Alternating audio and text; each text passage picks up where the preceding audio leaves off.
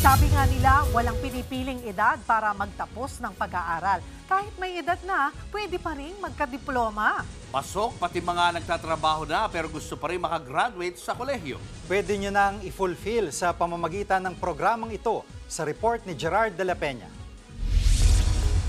Big deal sa ating mga Pilipino ang pagkakaroon ng diploma bago makabingwit ng trabaho.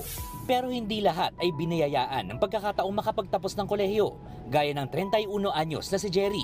They really want me to finish, pero ako na talaga nag-give up kasi I saw them struggling talaga. Kahit yung allowance ko every week. Mula 2013, nagtrabaho si Jerry bilang customer service representative. Pero hindi pa rin nawawala sa kanya ang kagustuhang maabot ang kanyang pangarap na maging isang guro.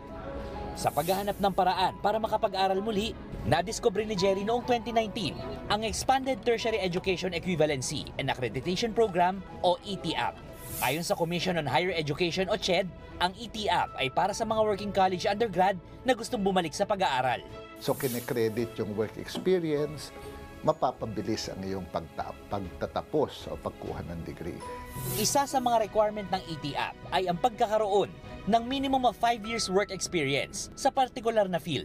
Kaya naman ang higit 6 na taong pagtatrabaho noon ni Jerry ay nakatulong para bawasan ang mga taong gugugulin niya sana sa pag-aaral para maging teacher. Mas napabilis and napadali. Sa ETAP, mostly major subjects yung ibibigay nila sa'yo. Pero isa sa mga suliranin nito ay ang malaking matrikulang kinakailangan para makapag-enroll sa programa.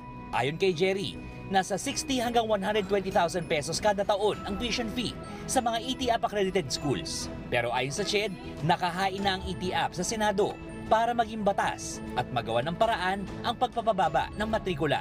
Yeah, medyo mahal ang tuition lalo na sa private schools kasi parang special track ito eh. Ngayon, pag nakapasa yung batas, ang plano namin gawin sa komisyon ay makakuha ng government subsidy para mabawasan yung cost, no? Malaking tulong para sa mga gaya ni Jerry ang Expanded Tertiary Education Equivalency and Accreditation Program. Bukod sa oportunidad na makapagtapos, magkakaroon din sila ng pagkakataon na maiangat ang estado sa buhay sa tulong na makakamit na diploma.